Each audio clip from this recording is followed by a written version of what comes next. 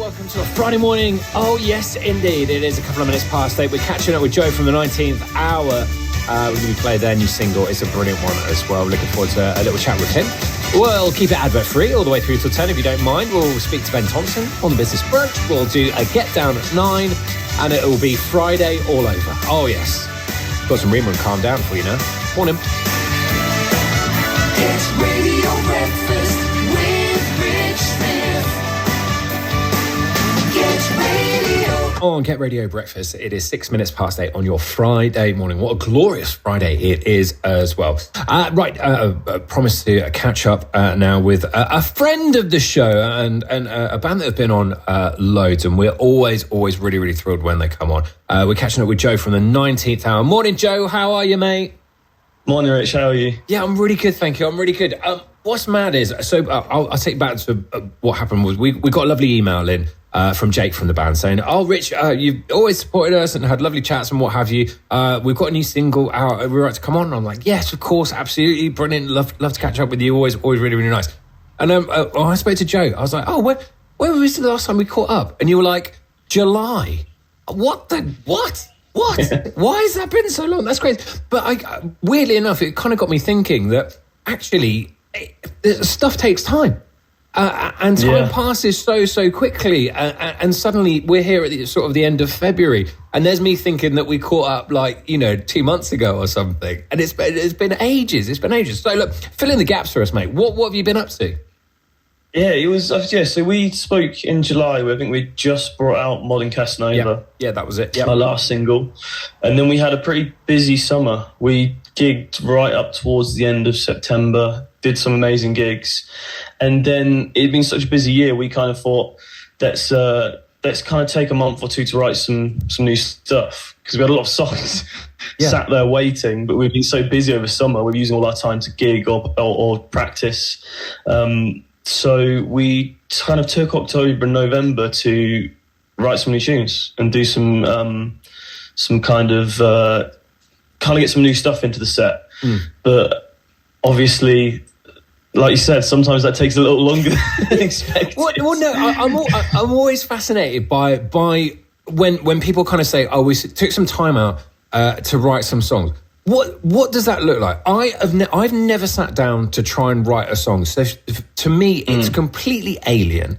It's completely like, what do you do? Like, do you get a pad and a pen? Do you go to a coffee shop? Do you sit in a park? Do you kind of get just describe the process for you for that? I mean, there's a few different ways. Like a lot of the stuff we're working on at the moment, it kind of starts with Adam, our guitarist. So he'll come up with some riff or some chord progression or even some vocal melody stuff he's been working recently. It was great.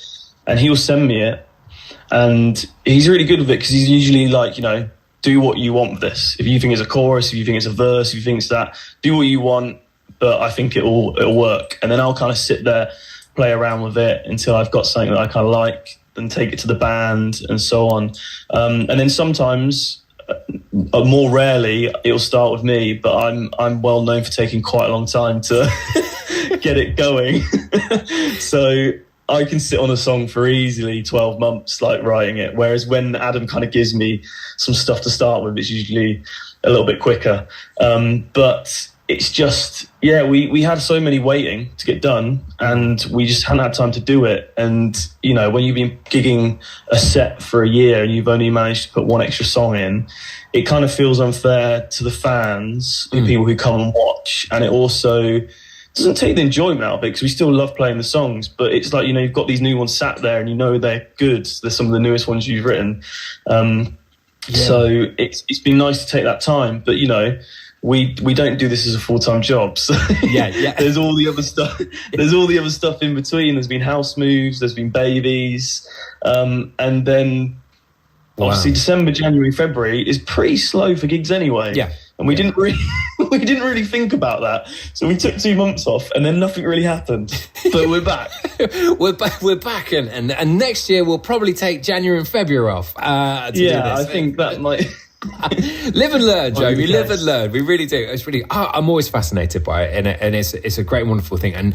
And like you said, juggling life, everything, working 9 to 5 as well as doing all this stuff on top. It's a brilliant and fantastic thing. In terms of this, is it a release for you guys to kind of against the day-to-day stuff? Is this like a massive release? Do you kind of sit down and write, or Adam doing the guitars, or what? And you kind of just go, I'm in my happy space now. This is my release. Yeah, I think that it's if you want to do it, you want to push as hard as you can. It's kind of like a scale. It takes up a lot of your time, and it is kind of like a second job. But one thing that we realised when we took the break in October, November, we took a few weeks to just go, let's we won't do any practice or anything. We'll just chill. People have got some stuff coming up. We'll come back in a couple of weeks. And we all came back and said the same thing of, I need this weekly practice, and I need this, because it is that release where you don't have to think about anything. You get in the room and you just play music. And yes, it takes up a lot of your free time. I get that it's not really free time. I've always said that it's not a hobby, because I don't do it just for fun. Like, it takes a lot of your time and a lot of pressure, but the reward at the end is the enjoyment. And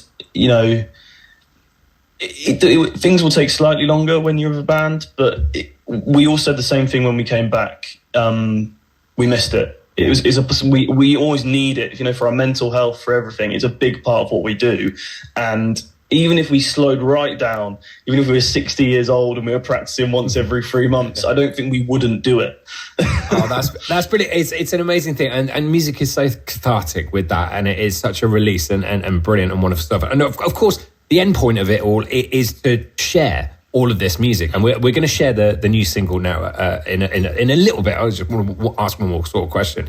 In terms of sharing it, with people coming up this summer, I guess you're gearing up for another build up and to put a few more songs into the list and kind of get more music out there. Yeah, so I mean, this time of year we're sending off for all the summer gigs, all of the festivals and stuff like that are looking for people now. One of the things we have kind of decided is that we've got a collection of songs that would seem strange not to put them out together. Yeah. So I think the next thing for us would be an EP. So people can look forward to that. For the people who've been wondering where we've been for the last few months, we've been working hard. We've got a nice collection of songs, and I think an EP will be next. But we've been sitting on Fire the Gun, our latest song, since we recorded last July. It was finished around September, October, and it was just finding the right time. Mm-hmm. We didn't want to come back to gigging, and we didn't want to release anything until we had something new, because it just seemed silly. So we've got a lot of new songs that we want to record, and that'll be the next thing. But I think right here, right now, our main aim is to get back to gigging, because we haven't gigged in 3-4 months, and that is the longest period we've gone since the pandemic. So you need to get back to it. You need to get back to the dogs as well, because I know Joe sometimes has the dogs with him, and then sometimes I can hear him barking right now. Out of the way for the interview, so that's brilliant stuff. Joe, thanks so much for joining us this morning. I'm really pleased to be giving this a spin this morning. It's a great single, and we'll look forward to seeing you out and about across this summer. This is the 19th Hour and Fire the Gun.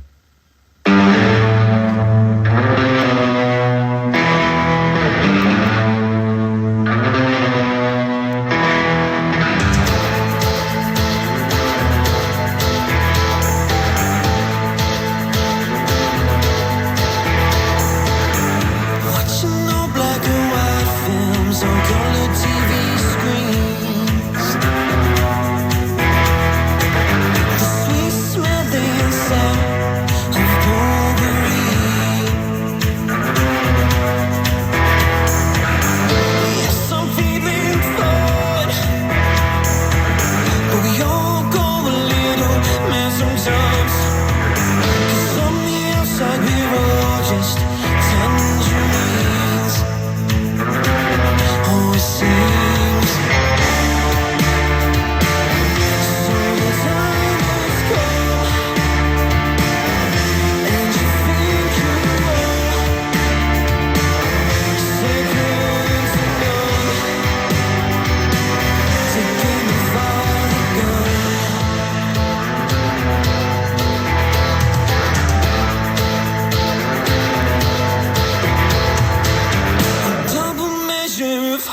liquor and surgery.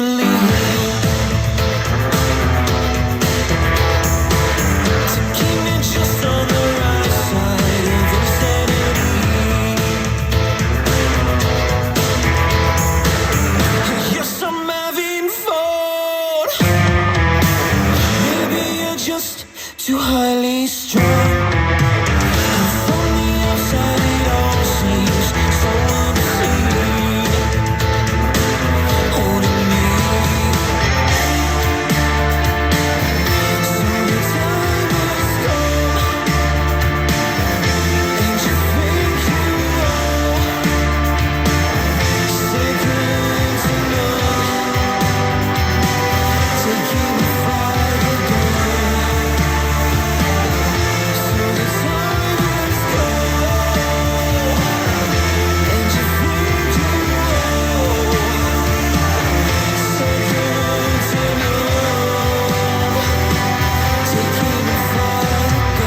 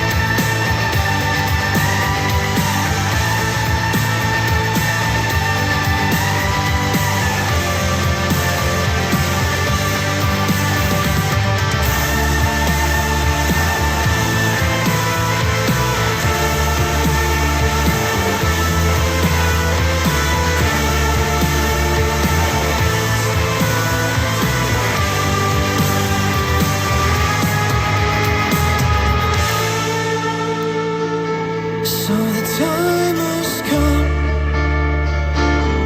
and you think you are second to none. Take aim and fire the gun. So the time has come, and you think you are second to none. Take aim and fire the